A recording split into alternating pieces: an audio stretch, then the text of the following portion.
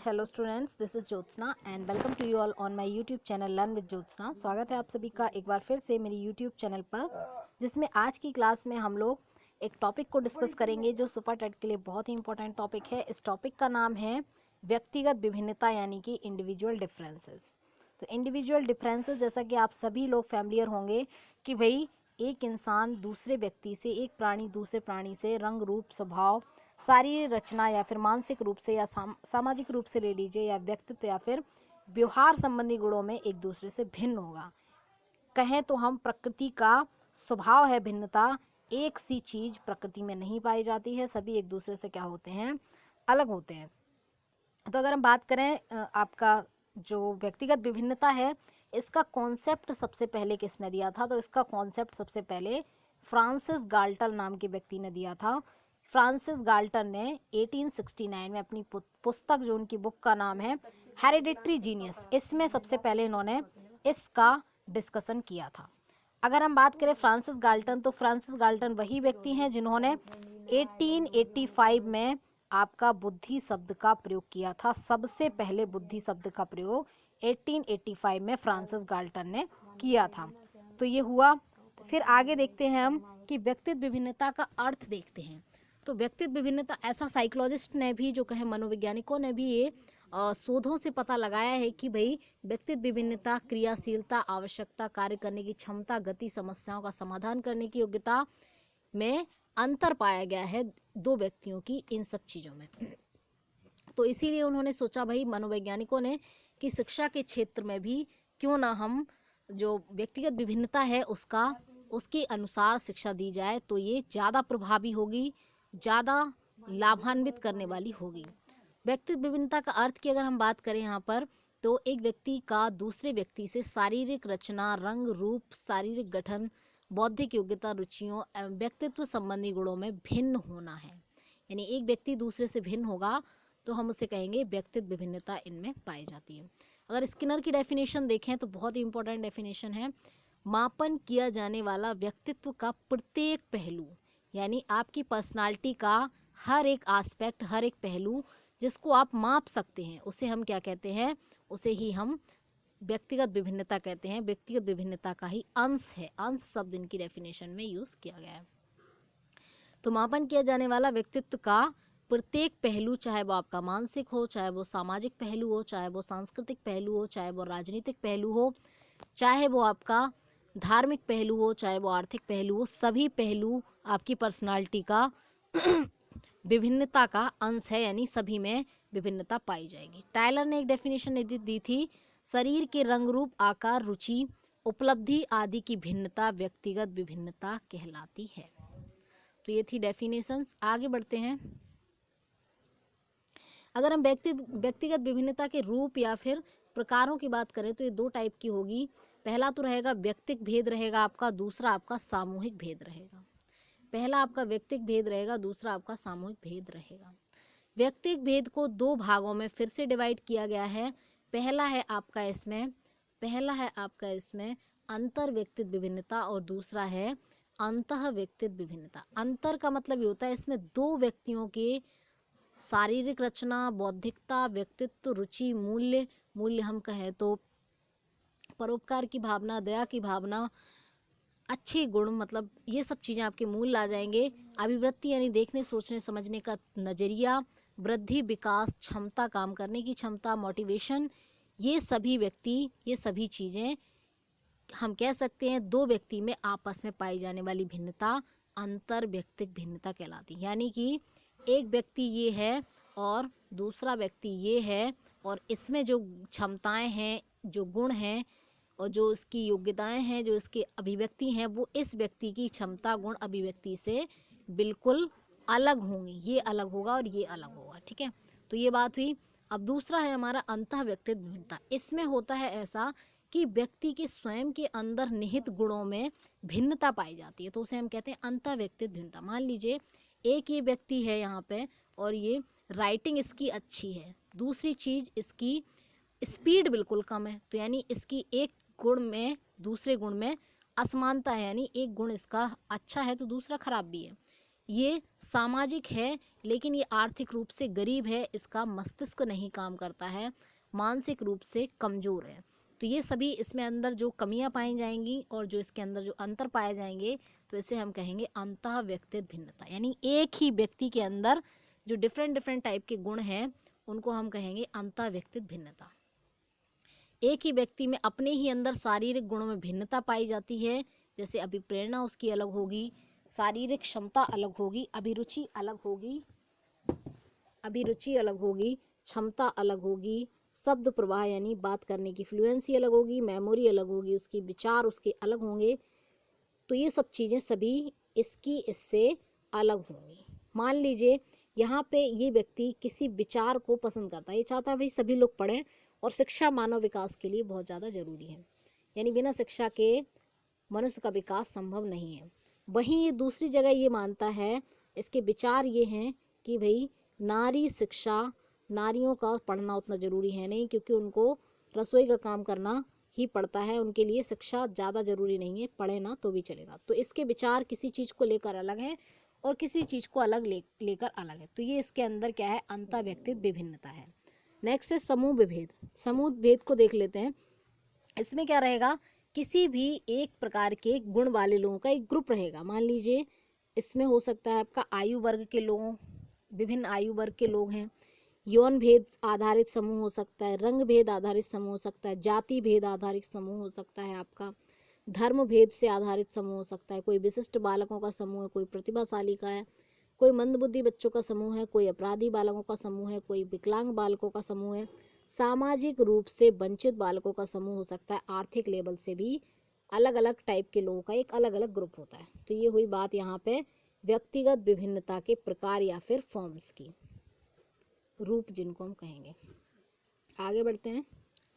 व्यक्तिगत विभिन्नता को प्रभावित करने वाले कारक देख लें। व्यक्तिगत विभिन्नता को प्रभावित करने वाले जो फैक्टर हैं, तो ये 4 टाइप के फैक्टर हैं जो हमेशा व्यक्तिगत विभिन्नता से जुड़े। यानी अगर हम मोटे मोटे पे मुख्य कारकों की बात करें, तो ये 4 प्रकार के कारक होंगे जो व्यक्तिगत विभिन्नता को इफेक्ट करेंगे, प्रभावित करेंगे। पहला है आपका जैविकीय कारक, दूसरा है आपका यौन परिपक्वता और आयु, आयु और परिपक्वता, तीसरा है आपका यौन भेद और चौथा है आपका वातावरणीय कारक। इनमें से आपका ये जो जैविक कारक है और ये वातावरणीय कारक है, यही सबसे ज़्यादा प्रभावित करता है व्यक्ति के व्यक्तित्व को और उसके अंतर को। तो उसकी विभिन्नताओं को प्रभावित करने वाले फैक्टर्स ये हैं। जबकि विभिन्न कारक में हमारा आनुवंशिकता भी आ जाएगी, जिसमें मतलब जो माता पिता से गुण, जैसे रंग रूप भी हो सकता है, स्मरण क्षमता भी हो सकती है, बाल हो सकते हैं माँ बाप जैसे, आंखें हो सकती है एक जैसी, लंबाई चौड़ाई हो सकती है, आदतें वैसी हो सकती हैं अपने पूर्वजों जैसी। तो ये चीज़ें आ जाएंगी। अंतःस्रावी ग्लैंड में ये आ जाएगा आपका, अंतरास्रावी ग्रंथियों में, कि मान लीजिए आपके हार्मोन्स, किसी के हार्मोन्स स्लो चलते हैं, किसी के हार्मोन्स बहुत तेज होते हैं, किसी के hormones Tej in the sense बहाव तेज होता है, यानी एक्टिवेट रहते हैं, सिस्टम सही चलता है पूरे शरीर का। किसी के शरीर में जो हार्मोन्स है वो कम स्त्रावित हो पाते हैं, या फिर किसी के शरीर में हार्मोन्स स्त्रावित ही नहीं होते, तो उससे उसका उसमें अंतर पाया जाएगा दूसरे व्यक्ति की तुलना में। केंद्रीय स्नायु तंत्र यानी आपका जो मानसिक सिस्टम है, तो आपका विचार अलग होंगे, आपका सोचने का तरीका अलग होगा, आपका बात करने का तरीका अलग होगा, आपका समन्वय करने का तरीका अलग होगा, सब चीज़ें आपकी मानसिक चीज़ें सब अलग होंगी। नेक्स्ट है आपका शरीर रसायन, जैसे रक्तचाप, पित्त, कफ, इन सब की वजह से भी आपका व्यक्तिगत विभिन्नता आप में पाई जाएगी। आयु, मान लीजिए आप छोटे बच्चे हैं और आपसे कोई बूढ़े बुजुर्गों वाली बातें करे तो आपको नहीं पसंद आएंगी, आपकी बातें अलग होंगी और बूढ़े बुजुर्गों का बातें अलग होंगी, उनका देखने का नज़रिया भी अलग होगा, आपका अलग होगा। परिपक्वता की अगर हम बात करें तो छोटा सा बच्चा है, अकॉर्डिंग टू द पियाजे, अगर 0 से 2 सेंसरी स्टेज में है, तो ऐसी स्थिति में उस बच्चे की सोच केवल इंद्रियगामक रहेगी, जबकि हम दूसरे बच्चा जो आपका औपचारिक या फिर अनौपचारिक अवस्था में आ गया है, 15 से आगे वाली, या तो कहें हम 15 से 18 के बीच में आ गए, 18 से प्लस में आ गया है, 18 के बाद किशोरावस्था में आ गया, तो उसकी सोच अलग रहेगी। कुछ आपके यौन भेद भी हो सकते हैं, लड़का लड़की में अंतर होने के कारण भी उनकी सोच में भी अलग होता है, उनकी सिचुएशंस भी थोड़ी अलग होती हैं, तो इसके कारण भी विविधता होगी। वातावरणीय कारकों के कारण भी विविधता होगी। इनमें कौन से रहेंगे वातावरणीय कारक, पहला रहेगा इसमें भौतिक कारक वातावरण, दूसरा सामाजिक वातावरण, तीसरा सांस्कृतिक वातावरण। 3 प्रकार का वातावरण रहेगा। भौतिक वातावरण में मान लीजिए संसाधन हुए आपके, सुख सुविधाएं हुई, रहन सहन हुआ, आपके आपके आसपास की चीजें हुई, तो ये आपके भौतिक संसाधन।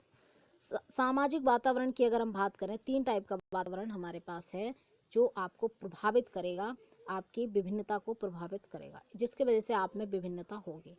सामाजिक वातावरण जो है उसमें आपका पहला तो परिवार आ जाएगा, जैसे परिवार, माता पिता की आय, माता पिता की शिक्षा, घर वालों का रहन सहन, या फिर तो आपके आय का स्तर, आर्थिक स्तर, या फिर आपके घर का व्यवसाय क्या है, आपका समाज में क्या स्थान है, समाज में आपके विषय में लोग क्या सोचते हैं, ये सभी चीज़ें आपके परिवार इसमें शामिल होगा। नेक्स्ट आपका समाज भी इसमें शामिल होगा, राजनीति में क्या चल रहा है, ये सब चीज़ें भी सभी की अलग अलग होती हैं। कभी राजनीति पर चर्चा करें तो सब अपने अपने अलग अलग क्या देंगे, अपने अपने विचार प्रस्तुत करेंगे। तो ये भी अंतर होता है कि भाई राजनीति में भी विभिन्नता पाई जाती है, सामाजिक संस्थाओं की वजह से भी विभिन्नता। किसी का है भाई, किसी संस्था का उद्देश्य भाई धनार्जन करना, और किसी संस्था का उद्देश्य बच्चों को निःशुल्क शिक्षा देना, मानव कल्याण के विषय में सोचना, राष्ट्र कल्याण के विषय में सोचना। तो ये सब अंतर होंगे, इन्हीं की वजह से व्यक्तियों में भी अंतर पाए जाएंगे, क्योंकि कोई इस संस्था को समर्थन देगा, कोई इस संस्था को समर्थन देगा। ये सब चीज़ें भी साहित्य हो सकता है आपका, किसी साहित्य को पढ़ता है तो किसी राइटर से प्रभावित है तो उसकी सोच अलग होगी, कोई बच्चा किसी राइटर से प्रभावित है, टीवी में उसने कुछ सीरियल देखा तो उसकी मानसिकता उस तरीके की बन गई। तो इन सभी चीज़ों से आपका जो भिन्नता है वो प्रभावित होगी। सामाजिक फैक्टर में आपका तीसरा आ जाएगा विद्यालय, टीचर भी सबका अलग होगा। पाठ्यक्रम अगर है तो पाठ्यक्रम जो आपका है वो भी आपको प्रभावित करेगा, और आपका जो पढ़ाने का तरीका है टीचर का, उससे भी बच्चे प्रभावित होंगे। सबका ज्ञान अलग स्तर का होगा। शिक्षक भी प्रभावित करेगा, कोई शिक्षक निजी लाभ की सोचता है, कोई शिक्षक बच्चों को ज्ञानार्जन करवाने के विषय में ही सोचता है। तो ये सभी चीज़ें हैं, विद्यालय का वातावरण भी, ये सभी चीज़ें क्या करेंगी, बच्चे को प्रभावित करेंगी, किसमें, उसको अलग अलग बनाने में उसका योगदान देंगे। तो नेक्स्ट है आपका सांस्कृतिक वातावरण। मैंने बताया था भौतिक वातावरण, दूसरा सामाजिक, तीसरा सांस्कृतिक। सांस्कृतिक वातावरण में मान लीजिए किसी धर्म का अनुयायी है कोई, किसी के कोई धर्म पाई जाती है तो उसमें, और किसी के इस्लाम धर्म पाया जाता है तो उनके विचारों में अंतर होगा। जबकि इस्लाम धर्म की अगर हम बात करें तो वो इसी लोक में जहाँ वो रह रहे हैं, इसी में सभी सुख भोगने की बात करते हैं। जबकि अगर हम हिंदू धर्म से हैं तो हमारे धर्म कहता है कि भाई आत्मा परमात्मा की बात करता है और अध्यात्म की बात करता है। इस्लाम धर्म में ऐसा कुछ भी नहीं है। तो ये सभी चीज़ें अंतर पाया जाएगा। जाति का भी अंतर होगा, नीची जाति के लोग बाग अपने को हीन समझेंगे, उच्च जाति के लोग बागों में घमंड होगा। तो ये सभी चीज़ें भी पाई जाएंगी। रंग रूप का भी प्रभाव पड़ेगा आपकी विभिन्नता पर। अब विभिन्नता के क्षेत्र देख लेते हैं। पहला तो आपका हो जाएगा क्या, ज्ञानात्मक पक्ष हो जाएगा। ज्ञानात्मक पक्ष में आपका बौद्धिक क्षमताएं, योग्यताएं, उपलब्धियां, आपकी योग्यता है जो आपके अंदर, अवधान यानी केंद्रण, जो केंद्रित करने का वो है आपका, कि आप भाई किसी में कितना ध्यान लगा सकते हो। सेंसिटिविटी, भाई आप पेड़ों का कितना सम्मान करते हो, जानवरों का कितना सम्मान करते हो, किसी की भावना को ठेस नहीं पहुंचाना चाहते। तो ये आपकी संवेदनशीलता है, किस चीज़ के प्रति आप संवेदनशील हैं। प्रत्यक्षीकरण यानी किसी चीज़ को देखकर आप कितनी जल्दी उसका अपने दिमाग में चित्रण बना लेते हैं, उसको समझ जाते हैं, पहचान जाते हैं। सजेशंस आप कितना देना पसंद करते हैं, या फिर आपको सजेशंस देने में निपुणता है। ग्रहणशीलता, आपको पढ़ाया जो जा रहा है वो आप कितनी जल्दी ग्रहण कर लेते हैं, या फिर आप कभी कर ही नहीं पाते हैं, टीचर भी परेशान हो जाता है आपसे। आपका जो लर्न करने का तरीका है, आपका सीखने का जो तरीका है, अधिगम शैली, वो भी अलग होगी। तो ये सभी क्षेत्र है, इन क्षेत्रों में विभिन्नता पाई जाएगी। भावात्मक क्षेत्रों में भी विभिन्नता पाई जाएगी। सबका इंटरेस्ट अलग होगा, कोई डॉक्टर बनना चाहता है, कोई टीचर बनना चाहता है, और कोई कुछ भी बनना नहीं चाहता। मूल्य भी सबके अलग होंगे, कोई मानवता को समझता है, कोई पशु हत्या को बिल्कुल नहीं समझता है, कोई ईमानदारी, सत्य, हिंसा जैसे मूल्य किसी में है परंतु किसी में नहीं है। अभिवृत्ति, मान लीजिए कोई चीज़ हमारे नज़रिए से बिल्कुल अच्छी है और दूसरे के नज़रिए में, दूसरे के दृष्टिकोण जिसको हम अभिवृत्ति कहते हैं, उसमें बिल्कुल गलत है। तो स्वभाव भी सबका अलग होगा। समायोजन करने की क्षमता भी सबकी अलग होगी। कुछ लोग हमेशा लड़ते रहते हैं, वो समाज में सामंजस्य नहीं बैठा पाते हैं, उनके अंदर समायोजन क्षमता नहीं होती है। और वहीं कुछ लोगों में ये क्षमताएं पाई जाती हैं जो हर माहौल में भी अपने आप को एडजस्ट कर पाते हैं। ये सभी चीज़ें, चिंता, नैतिकता, स्नेह, प्यार, भय, ये सभी चीज़ें एक दूसरे की भिन्न होंगी। तो ये भी क्षेत्र है जहाँ पर व्यक्तिगत विभिन्नता पाई जाएगी। तीसरा क्षेत्र जो है क्रियात्मक पक्ष यानी आपका ब्लूम टैक्सोनॉमी है, थर्ड क्षेत्र। तो क्रियाशीलता यानी काम करने का तरीका, मान लीजिए कोई लोग सारा दिन लगे रहते हैं और रोटी सब्जी ही नहीं बना पाते हैं। कोई लोग हैं भाई थोड़े से टाइम में अपना जॉब भी कर लेते हैं, खाना भी बना लेते हैं, अपने बच्चे भी पाल लेते हैं, सब चीज़ें कर लेते हैं। तो ये क्रियाशीलता में भी अंतर पाया जाता है। विषाद यानी किसी को दुख बहुत जल्दी हो जाता है किसी की बात सुनकर, और किसी को फ़र्क ही नहीं पड़ता किसी का कितना भी बुरा हो जाए। तो उत्साह, इन सब चीज़ों में भी अंतर पाया जाए। अगर हम उत्साह की बात करें तो उत्साह, मान लीजिए कोई लोग क्या कहते हैं कि शादियों में भी जाते हैं तो सीरियस बैठे रहते हैं, बातचीत नहीं करना एकदम। कुछ लोगों ने थोड़ा एंजॉयमेंट देखा तो डांस भी करने लगते हैं, एकदम खुश हो जाते हैं, मस्त हो जाते हैं, उसी में लीन हो जाते हैं। पर कुछ लोगों में ये विशेषता नहीं पाई जाती है। तो ये अंतर पाया जाता है क्रियात्मक पक्ष में, सभी एक जैसे नहीं है। अन्य क्षेत्र भी हो सकते हैं। मानसिक विकास का क्षेत्र, किसी का IQ 90 है भाई, किसी का 120 है। भाषा विकास है, किसी में भाषा LSRW अच्छी तरह से विकसित है, भाषा में दक्षता है भाई, शब्दों की तोड़ फोड़, व्याकरण को जानता है तो उसकी भाषा अलग रहेगी। और किसी की भाषा कितनी रद्दी होगी, चाहे वो उसी उम्र का बच्चा हो, उसी उम्र का एक बच्चा तो भाषा बोलने में निपुण हो सकता है, दूसरा एकदम रद्दी हो सकता है। तो ये भी रीज़न हो सकते हैं कि तीसरा क्षेत्र ये भी हो सकता है उपलब्धि में अंतर। कोई बच्चा कितना भी पढ़ ले लेकिन वो क्या कर पाता है, वो क्या नहीं कर पाता, वो हमेशा उसकी उपलब्धि उतनी अच्छी नहीं होती है चाहे वो कितना भी मेहनत कर ले। और कुछ की काफ़ी कम, जिसका कारण हो सकता है उनकी रुचि, प्रेरणा, अभ्यास में अंतर। तो कुछ बच्चों की उपलब्धि काफ़ी उच्च प्रकार की होती है, वो हमेशा फर्स्ट आते हैं, या कोई बच्चों की उपलब्धि काफ़ी निम्न स्तर की होती है, जिसका रीज़न हो सकता है कि उनकी रुचि उस चीज़ में नहीं है, या तो वो मोटिवेट नहीं है, या फिर अभ्यास नहीं कर रहे हैं। इन सभी चीज़ों की वजह से उनके अंतर होगा। व्यक्तिगत विभिन्नता की बात अगर हम करें, व्यक्तित्व विभिन्नता भी हो सकती है। कोई अंतर्मुखी, कार्ल जुंग जो थे उन्होंने बताया था ना, जुंग को युंग बोलते हैं, तो इन्होंने बताया था अंतर्मुखी, बाह्यमुखी, उभयमुखी। इनके जो शिष्य थे उन्होंने उभयमुखी तीसरा निकाला था इनकी मृत्यु के बाद, लेकिन इन्होंने 2 प्रकार का बताया था, अंतर्मुखी और बाह्यमुखी। तो ये अलग अलग टाइप के व्यक्तित्व वाले लोग होते हैं। कुछ लोग ऐसे होते हैं जिन्हें नेतृत्व संबंधी गुण अधिक होते हैं, जो जिनमें नेतृत्व यानी लीडरशिप करने के गुण बहुत ज़्यादा होते हैं। लेकिन कुछ लोग ऐसे होते हैं जो हमेशा अनुयायी यानी फॉलोअर बनना ही पसंद करते हैं, कभी लीडर बनने के बारे में सोचते भी नहीं हैं। तो ये उनमें अंतर पाया जाता है लोगों में। अब कुछ रीजंस हो सकते हैं, कारण हो सकते हैं व्यक्तिगत विभिन्नता के, जैसे पीछे ही बताया था, वातावरण भी हो सकता है, लिंग, आयु, बुद्धि भी हो सकता है, आनुवांशिकता भी हो सकती है, परिपक्वन, प्रजाति, राष्ट्रीयता, ये सभी चीज़ें कारण हो सकती हैं एक व्यक्ति का दूसरे व्यक्ति से अलग होने का। चलिए आगे देखते हैं। नेक्स्ट है आपका व्यक्तिगत विभिन्नता को अध्ययन करने की विधियाँ, यानी कौन कौन से मेथड हैं, विधियाँ हैं जिनका प्रयोग करके हम क्या कर सकते हैं, व्यक्तिगत विभिन्नता को पता कर सकते हैं। तो पहला बुद्धि परीक्षण, जिससे हम क्या कर पाएंगे, IQ का पता लगा लेंगे कि इस बच्चे की बुद्धि लब्धि इतनी है, इस बच्चे की इतनी है, और अंतर कर पाएंगे। और पता चल जाएगा कि भाई इस बच्चे में इतना अंतर है और इसमें इतना अंतर है, इसको हमें बहुत रटाना पड़ेगा और इसको बस बोलना पड़ेगा, ये सीख लेगा। तो ये चीज़ें पता लगा पाएंगे। दूसरा अभिरुचि परीक्षण यानी इंटरेस्ट परीक्षण। हम एक बच्चे के सामने क्या देंगे, कुछ 10-50 क्वेश्चन लिख के देंगे, उससे कहेंगे यहाँ पे यस करना है, यहाँ पे नो करना है, जो तुम्हें पसंद होगा उस पर यस करना, जो नहीं पसंद होगा उस पर नो। तो ऐसे हम उसके इंटरेस्ट को पता कर पाएंगे कि उसकी रुचि किस चीज़ में है। उससे भी हम उसके व्यक्तित्व को पता चल पाएंगे, हम अंतर कर पाएंगे कि इतने बच्चे ये चीज़ पसंद करते हैं, इतने बच्चे ये चीज़ पसंद करते हैं, ये बच्चा ये चीज़ पसंद करता है, इसे ये बिल्कुल पसंद नहीं है। तो ये अंतर पता चल जाएगा। तीसरा तरीका है उपलब्धि परीक्षण।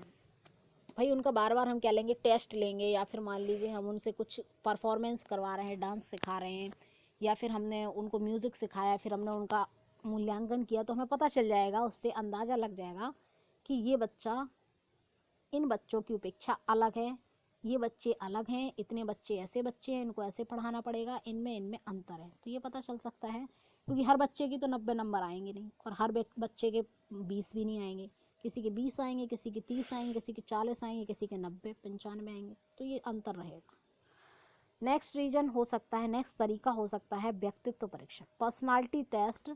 अगर हम बात करें, जैसे आपका थीमेटिक एप्रिसिएशन, बाल अंतर्बोध परीक्षण हुआ आपका, और हरमन रोशा वाला ITV, ink blot IBT, ink blot test, Hermann Rorschach वाला, या फिर आपका विशिष्ट वरिष्ठ अंतर्बोध परीक्षण हुआ, SAT जिसको हम लोग कहते हैं सिमेटिक एप्रिसिएशन टेस्ट, या फिर आपका हुआ बाल अंतर्बोध परीक्षण, ये सभी हम व्यक्तित्व परीक्षण करके भी बता पाएंगे कि ये बच्चा किस व्यक्तित्व का है। कोई धार्मिक व्यक्तित्व का है, कोई राजनीतिक है, कोई आर्थिक व्यक्तित्व का है कि भाई इन के इन प्रकार हमें तो धन कमाना है, हमेशा पैसे कमाने में पीछे पड़ा रहता है। तो ये चीज़ एक व्यक्तित्व अंतर हो सकता है।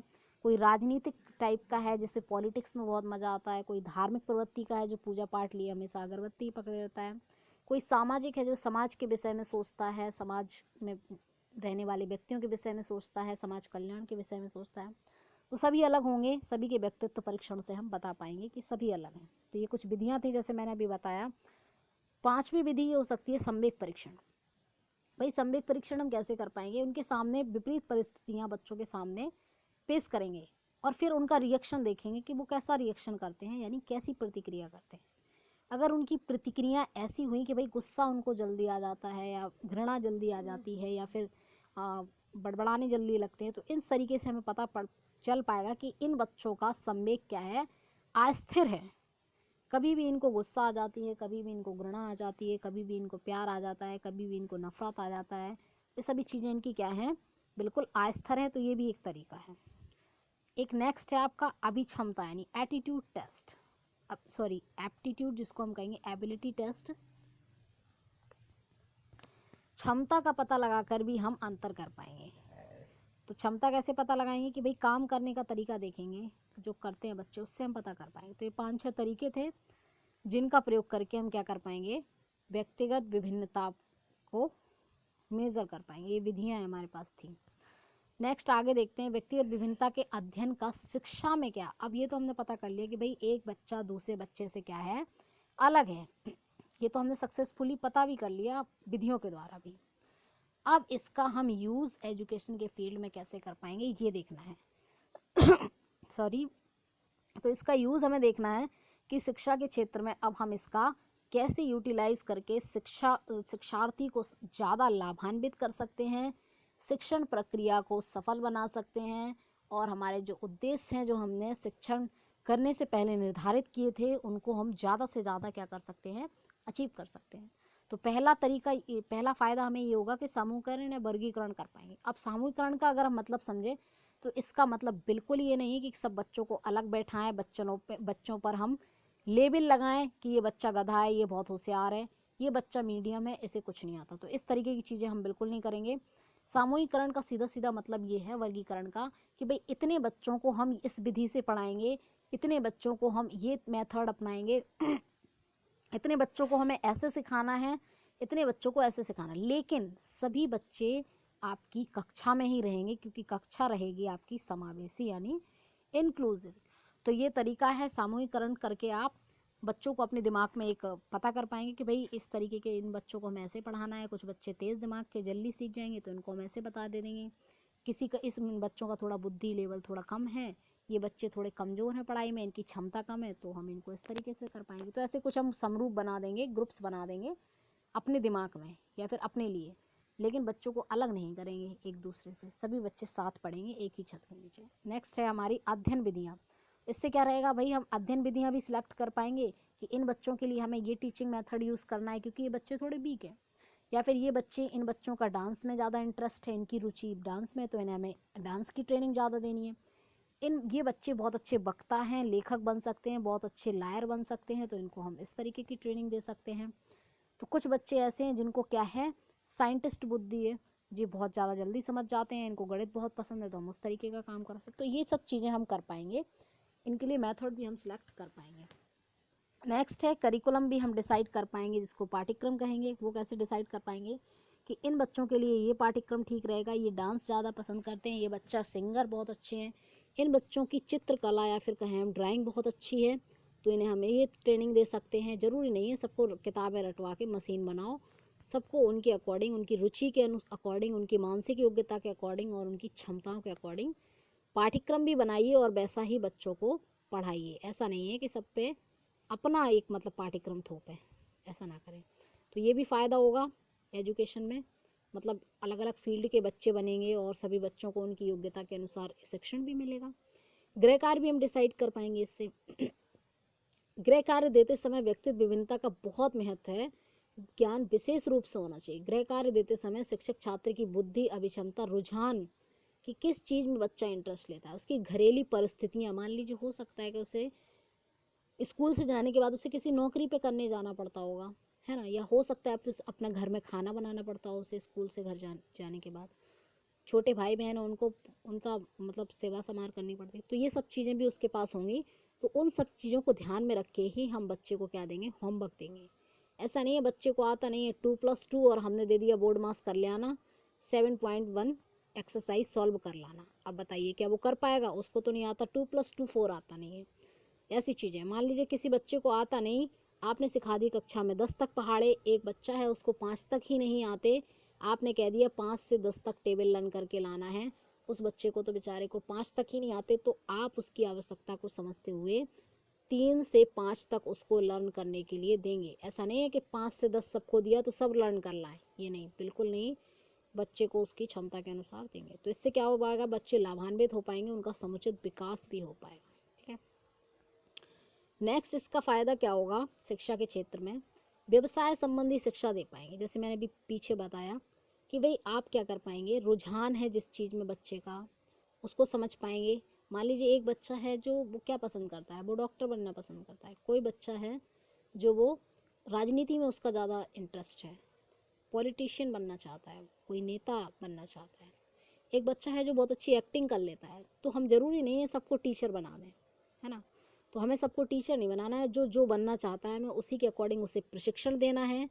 उसकी क्षमताओं को पहले समझना है, उसके अंतर को समझना है कि कोई बच्चा टीचर बन सकते हैं, कोई टीचर नहीं बन सकता है क्योंकि वो एक बहुत अच्छा एक्टर है। तो सभी टीचर बन के क्या करेंगे, समाज को खाली टीचरों की आवश्यकता थोड़ी ना है, मनोरंजन देने के लिए एक्टरों की भी तो आवश्यकता है। तो ऐसी स्थिति में क्या करेंगे, हम उनके अनुसार उनका चुनाव करेंगे कि ये व्यवसाय इन बच्चों के लिए ठीक है, तो उसी में उन्हें प्रशिक्षण देंगे, ये सब हम कर पाएंगे। नेक्स्ट इसका फ़ायदा ये रहेगा एजुकेशन की फील्ड में व्यक्तिगत विभिन्नता का, कि शारीरिक विभिन्नता का हम पता लगा पाएंगे। मान लीजिए कोई बच्चा है जिसको कम सुनाई देता है, कम दिखाई देता है और छोटे कद का है, तो ऐसे बच्चों के लिए हम क्या करेंगे, ऐसे बच्चों के लिए हम ऐसा करेंगे कि उनको भाई आगे वाली बेंच पे हम बिठा लेंगे, ऐसी व्यवस्था करेंगे। तो ये भी हमें पता चल जाएगा कैसे, अंतर से, कि भाई ये सभी बच्चे इतने हष्ट पुष्ट नहीं है कि उनको उतनी दूर से दिखाई दे जाएगा, और सभी बच्चे इतने स्ट्रांग भी नहीं है, कोई बच्चा खड़ा खड़ा गिर जाता है, चक्कर आ जाते हैं, तो हमें उनको भी ध्यान में रखना है, क्योंकि सभी बच्चे इतने अच्छे फैमिली से नहीं है, इतने अच्छे परिवार से नहीं है कि वो एक जैसे होंगे। सभी का शारीरिक मतलब कहें तो हम शारीरिक क्षमता भी सभी बच्चों की अलग होती है, सभी बच्चों का स्वास्थ्य लेवल भी अलग होता है, कद भी अलग होता है, सभी बच्चों की आई साइट जिसको हम कहें आँख देखने की क्षमता भी सभी बच्चों की अलग अलग होती है। किसी को चश्मा लगा है भाई, किसी को खूब साफ दिखाई देता है, कोई बच्चा की हाइट बहुत ज़्यादा है तो वो तो पीछे से भी देख लेगा, कोई बच्चा छोटा हाइट का है तो वो नहीं देख पाएगा। इन सभी चीज़ों को हम देखकर, इन विभिन्नताओं को भी हम देखकर हम बच्चों का अरेंजमेंट क्लास में अच्छा कर पाएंगे, ताकि वो ज़्यादा से ज़्यादा लाभान्वित हों और पिछड़ ना पाए, यानी पिछड़ ना पाए, पीछे ना रह पाए, उनका भी विकास हो। तो ये भी कुछ फ़ायदे हैं। तो ये सब था आज की क्लास में, जो टॉपिक था हमारा उसको हमने आज की क्लास में कंप्लीट किया। अब आप हमें बताएंगे कमेंट सेक्शन में कि ये वीडियो आपको कैसी लगी है, और अगर ये वीडियो आपको अच्छी लगी है तो इस वीडियो को जितना ज़्यादा हो सके उतना शेयर करें, और चैनल को अभी तक अगर सब्सक्राइब नहीं किया है तो चैनल को सब्सक्राइब भी कर लें, और लाइक और शेयर करना बिल्कुल ना भूलें हैं। बस यही था आज की वीडियो में, मिलते हैं फिर नेक्स्ट वीडियो में, तब तक के लिए धन्यवाद सभी को।